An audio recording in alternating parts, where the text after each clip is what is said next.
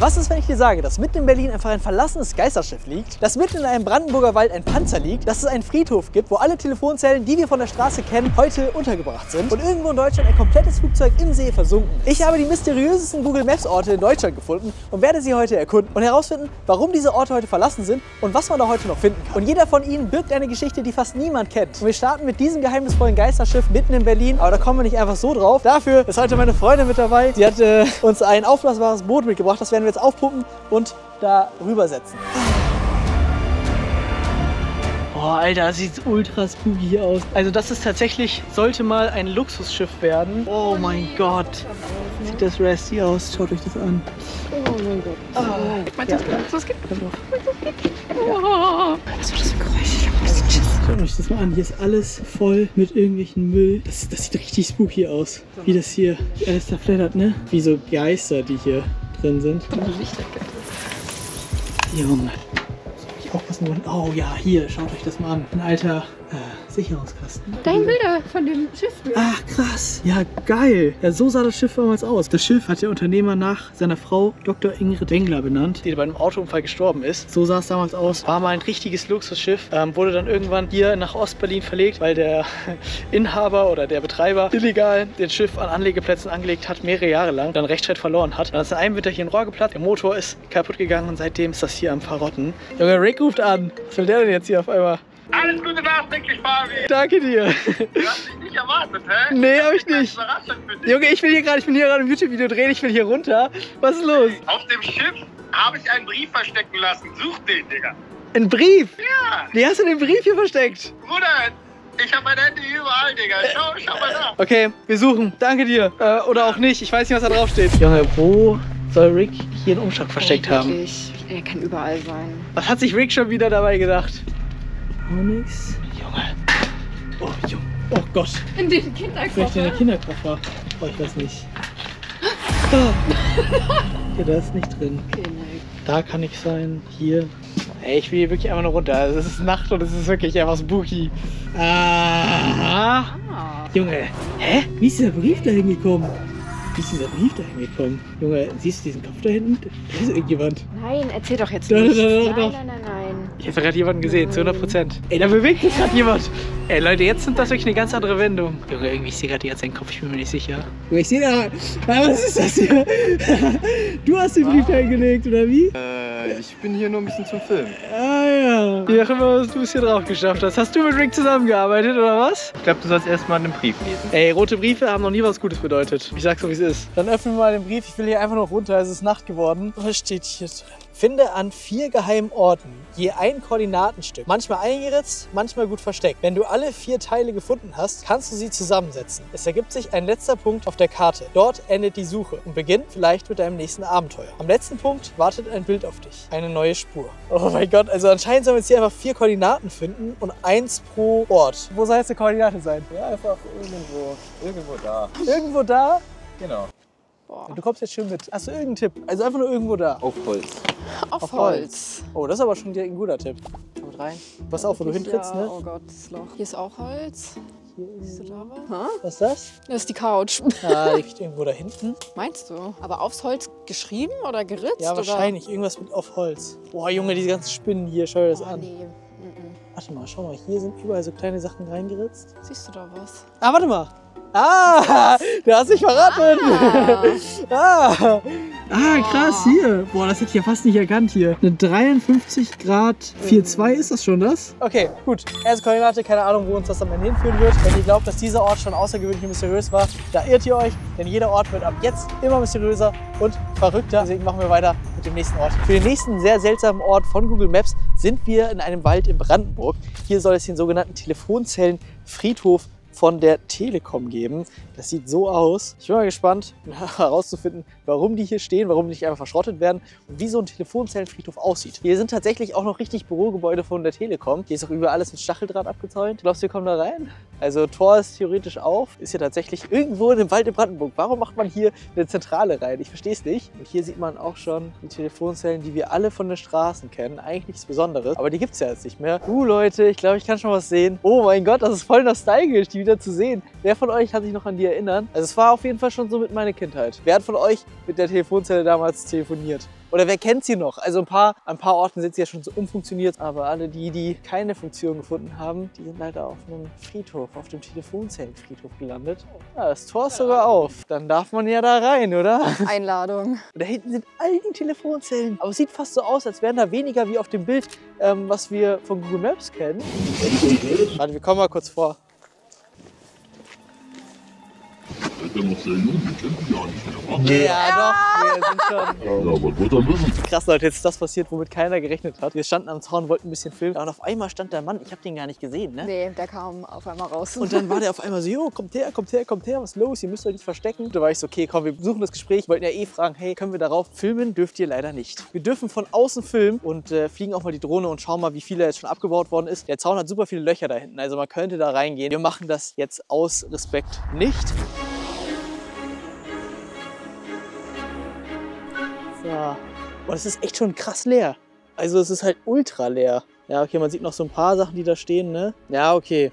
Also hier vorne an der Ecke, wo wir auch gerade stehen, sind echt noch einige. Also ich würde schätzen so, was würdest du sagen, 2000 oder 1500. Aber krass, also im Vergleich zu den Google Maps Videos und TikTok-Videos, die wir gefunden haben, wo das wirklich noch packed war, deutlich weniger. Krass. Also tatsächlich werden die alle recycelt, die man nicht mehr verkaufen kann. Also die ganzen Stoffe, die da drin werden, werden alle recycelt. Und es gibt natürlich eine riesig lange Warteliste von Leuten, die diese Telefonzellen kaufen wollen. Und die werden dann quasi aufbereitet, fertig gemacht und dann auch wieder weiterverkauft. Für 450 €, 500 irgendwas brutto. Also man findet noch mal Nutzen. Ihr kennt das ja auch in den Gemeinden, wo irgendwie Buchzellen stehen oder so Minidiscos. Dafür werden die Gott sei Dank noch verwendet. Aber er meinte auch, dass die Telekom damit ein ganz schönes Minusgeschäft gemacht hat, einfach allgemein. Die Teile waren ultra teuer und nicht so wirklich benutzt. Wir können da ja obviously nicht drauf. Deswegen stelle ich mir gerade auch die Frage, wo sollen wir jetzt hier die Koordinate finden?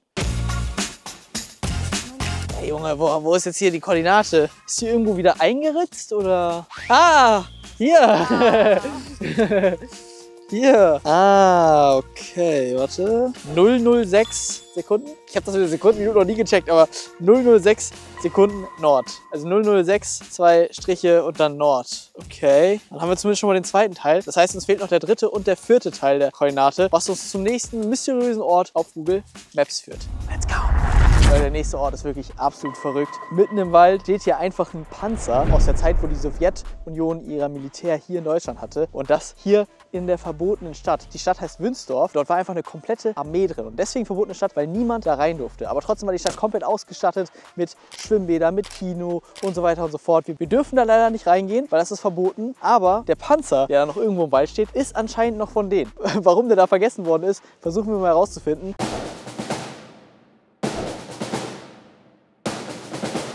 Ist tatsächlich gar nicht so einfach, diesen Weg hier zu finden. Also Google Maps zeigt hier einen Weg an, der gar nicht existiert. Also es ist ein bisschen Pain tatsächlich. Ne? Mitten im Nirgendwo, ne? Schauen wir mal, ob wir ihn finden. Krass, also hier sieht man überall so kleine Einkerbungen. Die sehen nicht wirklich natürlich aus. Also auch hier überall sieht schon, dass hier auf jeden Fall mal ein Übungsplatz war. Oder? Doch. Ich glaube, ich sehe was. Oh mein Gott. Alter, man würde, glaube ich, einfach vorbeigehen, würde man hier durch den Wald spazieren. Nee. Da ist nur ein Baum. Aber fast. Doch. Ey, aber das erkennt man super schlecht. Hier geht's in den Graben. Krass. Hätte ich nicht gedacht, dass man hier sowas noch findet. Weil hier sieht man überall auch das ist super unnatürlich. Seht ihr das? Überall diese Berge, also diese kleinen Hügel. Boah, da vorne der Panzer.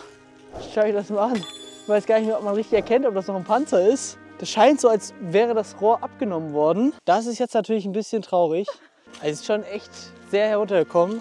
Ah, schaut mal Leute, da vorne saß irgendjemand, da ist noch so richtig so ein Lenkrad. Also es sieht hier alles so, als wäre der hier einfach hingesetzt worden. Man hat den irgendwie gar nicht so richtig gefahren. Da vorne geht es anscheinend raus. Aber so richtig sieht er doch gar nicht so richtig auf den Bildern aus. Wir haben das Gefühl, dass hier noch mehr stehen. Es gibt 3. Also haben wir uns auf eine lange Suche gemacht, um den richtigen Panzer zu finden. Und während wir suchen, machen wir schon mal weiter mit dem nächsten mysteriösen Ort. Ich befinde mich gerade auf dem Weg zum größten Bunker Europas. Der größte Bunker, der auf der Oberfläche steht. Und boah Leute, wir kommen gerade schon an. Das ist riesig, das Teil. Ich dachte mir schon, das wird ultra groß. Aber dass das so groß ist. Hier sind überall so Häuser und da war so ein fetter Bunker. Krass, das sieht echt huge aus. Hier sind nochmal so Infotafeln. Das Thema ist wirklich, ja, echt kein schönes, weil hier sehr, sehr viele Zwangsarbeiter gearbeitet haben, um hier U-Boote fertigzustellen, die am Ende nie fertiggestellt worden sind. Ja, aber der Bunker wurde tatsächlich nie wirklich benutzt. Also sollte hier was gebaut werden, aber kam nie dazu. Wir dachten, dass der Bunker unzerstörbar war und am Ende kamen die Briten oder die Alliierten haben es gesehen, haben ein paar Bomben abgeworfen und der Bunker ist kaputt gegangen. Gegen die Erwartungen, wie man dachte. Und es ist einfach for free tatsächlich. Man kommt hier einfach rein. Ich weiß nicht, ich glaube, das sind mehrere Meter Beton gewesen. Aber es ist doch irgendwie klar, dass das auffällt. Ich habe mehrere Reichsmark, also mehrere Millionen, ich glaube 33 Millionen habe ich gelesen, wurden dafür investiert. Schaut euch das an, Leute. Hier oben ist die Bombe durchgeschlagen. Das ist unvorstellbar, wie groß das ist. Hier vorne sieht man sogar noch die Bombe, die hier durchgeschlagen ist. Die waren tatsächlich zu 100% davon überzeugt, dass kein Angriff hier irgendwie Schaden anrichten kann. Aber jetzt hier, schaut euch das mal an. Wie krass ist das denn bitte? Hier, da sieht man, wie die U-Boote hätten gebaut werden sollen. Und da erkennt man auch da hinten, da ist das Wasser. Und da hinten geht es quasi zur Weser. Wurden die hier dann ins Wasser gelassen? Ja, die sollten hier ins Wasser gelassen werden und dann direkt in die Weser rein. Das ist irgendwie ein ganz gruseliger Vibe. Sehr, sehr gruseliger Vibe. Also wenn man sich überlegt, was hier alles passiert ist und auch wie es den Menschen hier ging, ist halt gar nicht schön. Ich kann es gar nicht in Worte fassen, diesen Stimmung hier. Grand Slam Bombe. Oh, krass, Leute. Da vorne sieht man auch die Bombe, die ist hier durchgeschlagen. Und da oben, schau mal, wie groß dieses Loch ist. Das ist riesig. Und hier sieht man mehrere Durchbrüche, also mehrere Durchbrüche, die hier durchgekommen sind. Guck mal, da sind so 1, 2, 3, 4, 6, 7 andere. Es war quasi schon fast fertig. Und kurz davor wurde vor der Verstärkung des Daches hier der Bunker gefunden und angegriffen. Boah! Der Schleusenkammer. Krass. Ja, sieht man es vorne hier. Da wurde auch noch eingeschlagen und hier sollten die U-Boote reingesetzt werden. Also hier sollte die U-Boote raus. Und da oben, da vorne, oh, ja. Hier vorne ist dann, ja, hier sollten die U-Boote raus. Da sieht man mal, wie dick auch da die Mauern sind. Also das sind 5 Meter Mauer mindestens. Das war auf jeden Fall echt eine sehr, sehr außergewöhnliche Experience hier. Wir sind jetzt in einem verlassenen Kino aus der DDR-Zeit. Wir haben damals die NVA-Soldaten vor allem Kinofilme geschaut. Ob wir die Kinofilme noch finden, wie sie damals geschaut haben oder was sie damals geschaut haben, gibt es hier tatsächlich noch die Projektoren. Das finden wir jetzt heraus. Wenn ihr euch fragt, warum habe ich die Maske, ich bin seit Tschernobyl ein bisschen Schisser geworden.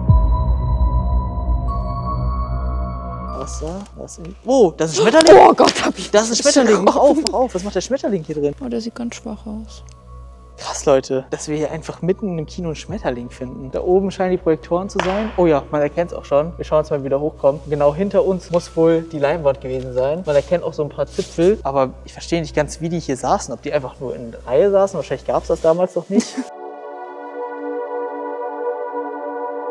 Das ist jetzt echt sehr, sehr gruselig. Krass, hier ultra viele Apparate zum Auf- und Abdrehen. Bis jetzt haben wir noch keine Filmplakate entdeckt. Aber hier soll es welche geben. Hier geht es, glaube ich, hoch zu den Projektoren.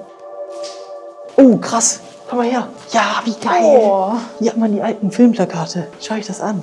Und hier, E.T. Boah, das war, glaube ich, ein krasser Film damals. Aber hier, kommt mal rein. Das ist krass. Hier sind einfach richtig die alten Projektoren von damals. Junge, das ist wirklich verrückt. Ich habe das noch nie gesehen. Oh, und hier, da kannst du alles einstellen damals. Kannst du Licht runter, Licht hoch. Hier sieht man richtig sogar noch das Glas. Das ist wirklich crazy. Hier ist noch eine alte Filmrolle. Und wer sich immer fragt, warum es heißt, man schneidet einen Film. Heute schneidet man ja nicht mehr. Man hat seine Software, auf der man das macht. Aber damals hat man noch richtig die Filme geschnitten. Also richtig, hast du durchgeschnitten und dann daher kommt das Wort, man schneidet einen Film. Oh, wow. Junge, sind noch mehr Filme. Nein, hier sieht man sogar richtig noch einen Film drauf. Da hast du richtig noch den Film. Ich weiß nicht, ich kann es nicht erkennen, was für ein Film. Aber da hast du sogar noch richtig Farbe drauf. Krass, Leute, sogar hier dieses Mikrofon. Schauen wir mal, ob es noch funktioniert. Hallo, hallo, hallo, hallo. Oh ja, hier sieht man die Filmplatten noch. Glaube ich, die Technik erklärt. Das ist wirklich krass gut erhalten hier. Hätte ich nicht gedacht. Apropos Zahlen, hier muss ja irgendwo noch eine Koordinate sein, oder? Warte mal, das sieht aber nicht hier von damals aus. Das ist eine Koordinate? Oh, das war aber einfach hier. Das war einfach wie bei den anderen. 9 Grad 07. In dem Sinne haben wir unsere Koordinate und damit geht es auch schon zu einem wirklich crazy Ort als nächstes. Die Suche hat sich gelohnt und wir haben einen wichtigen Hinweis bekommen, um alle Fahrzeuge hier im Wald zu finden. Siehst du was? Oh ja, ich glaube. Vorne, oder? Ja. Sieht man schon irgendwie was? Ja, yeah, ich glaube schon. Oh mein Gott. Oh mein Gott. Ja, da steht er, da steht er, da steht er. Ihr müsst euch vorstellen, wir sind halt so aufgeregt, weil wir so viel gesucht haben. Oh mein Gott, guck's dir an. Oh, Alter. krass. Das ist insane. Alter, das sieht so gefährlich aus, wirklich. Warum wir so hyped sind da drauf, ist einfach, weil wir den halt wirklich überall gesucht haben und nirgendwo gefunden haben. Und jetzt steht er da. Junge, Junge, Junge. Und jetzt schaut euch das an hier. Mitten im Wald, irgendein Trampelweg. Ey, imagine, ihr seid im Wald spazieren und auf einmal seht ihr das. Boah, es sieht auch echt mystisch aus. Und das einfach in einem deutschen Wald. Das ist doch unglaublich. Ey, wild, wir haben ihn tatsächlich gefunden. Also an sich sollte man nicht vergessen, dass es halt auch einfach ein Kriegsmittel ist, was für nicht schöne Zwecke genutzt wird. Also das muss man mal sagen. Also das sollte es jetzt hier auf keiner Weise verherrlichen. Aber es ist halt einfach, ich würde eher sagen, einfach aus der Geschichte heraus krass, dass einfach in Deutschland sowas noch rumsteht. So nicht in einem Museum, was man immer so sieht oder auch in der Schule gemacht hat, so Klassenfahrten. Das mal so unberührt zu sehen, das ist halt das, was echt krass ist. Ja, hier sieht man richtig. Denn hier, da wo jemand saß, der hat hier keine Räder, der wurde hier fest verankert, eben zur Übung. Also einfach für die, es war ein Übungsplatz von der Sowjetarmee und die haben hier geübt. Warum auch immer dann ein Panzer mitten hier drin stehen muss, ich glaube so als Ziel, um zu markieren. Ich weiß nicht, ob er tatsächlich geschossen hat damals. Schaut mal, hier saß jemand drauf, dann ist hier das Rohr hier fast abgebrochen. Da unten. Leute, ganz vorsichtig, weil ich will hier nichts kaputt machen. Ja, hier hatten 2 Leute Platz. Da und da. Ich kenne mich leider mit Panzer nicht aus, aber das sieht danach aus, als würde hier gedreht worden sein. Hier auch. Ja, hier, das ist das hier zum Durchgucken. Sieht man noch richtig Kabel. Hier war wahrscheinlich die Munition, so richtig wissen wir es nicht. Und den letzten Teil der Koordinate sollten wir nicht weit von hier auch noch finden. Oh, krass, Leute, schaut mal da vorne. Junge, einfach noch so ein Teil mitten im Wald. Aber jetzt hat er auch von oben die Öffnung. Krass. Aber auch hier fehlt irgendwie, glaube ich, das Rohr, ne? Boah, ja, hier geht's ja auch richtig rein. Krass. Irgendwo ist hier noch die letzte Koordinate. Auch immer die sein mag. So, siehst du irgendwo eine Koordinate? Bis jetzt habe ich noch nichts gefunden. Boah, krass, hier kommt man richtig rein. Wo ist eine Koordinate, Micha? Oh mein Gott! Hier gerade daneben. Ah, krass, ja hier. Nehmen wir sie mal raus. Geil, geil gemacht. Boah, das ist ja voll, das erkennt man ja kaum. So, jetzt können wir alles zusammenführen. Okay, wir haben jetzt die Koordinate. Jetzt bin ich mal gespannt, wo die hinführt. Oh, hä, das ist mitten im See. Ah, warte mal. Das ist hier. Ah, geil. Hä, das muss dann hier irgendwo beim Flugzeug sein, oder wie? Aber was soll da sein? Also, da ist dann was versteckt, oder wie? Okay, also die Koordinate scheint irgendwas auf dem Flugzeug hinzuweisen. Anscheinend hier am Vorderteil vom Flugzeug. In dem Sinne würde ich sagen, tauchen wir jetzt mal zum versunkenen Flugzeug. Die Koordinaten haben uns zum seltsamsten Ort auf Google Maps geführt, wo wir einfach ein Flugzeug im Wasser versunken haben. Genauer gesagt in diesem See. Aber warum liegt da einfach ein versunkenes Flugzeug? Was ist bei der Koordinate? Und was finden wir da noch alles im See? Ich würde sagen, wir tauchen da mal rein. Aber vorher starten wir jetzt mal die Drohne, um wirklich herauszufinden, ob da vorne ein versunkenes Flugzeug liegt. Ich würde sagen, let's go. Gut, dann schauen wir mal, wo finden wir das? Hier, warte mal, hier vorne, glaube ich. Oh ja, Leute, ich glaube, ich sehe was. Oh mein Gott. Ja, tatsächlich. Leute, tatsächlich, das sieht man ja hier perfekt. Boah, Junge, das sieht ja geil aus. Krass. Was macht dieses versunkene Flugzeug da drin? Wie ist das da hingekommen, ey? So, Freunde, und aus Tradition, wer kann sich noch erinnern, habe ich einen Anzug mit dabei. Aber nicht irgendeinen, sondern einen passenden Pilotenanzug. Den wir jetzt anziehen und damit zum versunkenen Flugzeug tauchen. Ich würde sagen, ich bin bereit, um zum versunkenen Flugzeug zu tauchen und schauen, was der Captain da unten angestellt hat.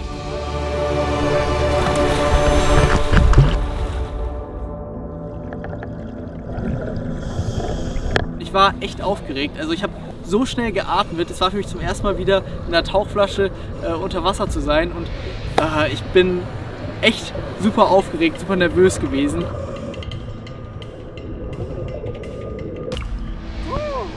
Oh, Halleluja. Das ist echt erstmal ein bisschen stressig für mich, weil es kalt ist. Wie das erste Mal wieder, man nicht so richtig Luft bekommt. Das ist echt irgendwie voll Stress für mich gerade, weil ich weiß, boah, wir sind tief.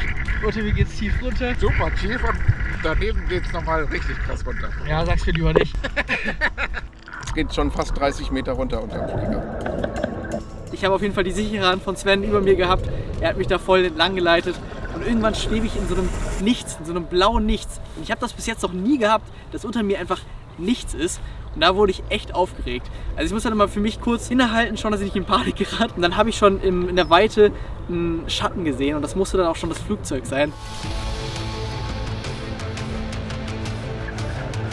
Ja, der Flieger ist praktisch hier von der Tauchbasis eingesetzt, damit wir Taucher was haben, was wir angucken können. Es war einfach ein Skelett vorne drin im Cockpit gesessen. Ich musste ja irgendwo noch diesen Hinweis, dieses Geschenk, diese Überraschung finden. Und dann hat Sven gezeigt, da unten unter dem Flugzeug, da ist was. Da habe ich runtergeschaut. Da war einfach in dem Flugzeugrad so ein Zettel, da stand dann drauf, für dein nächstes Abenteuer.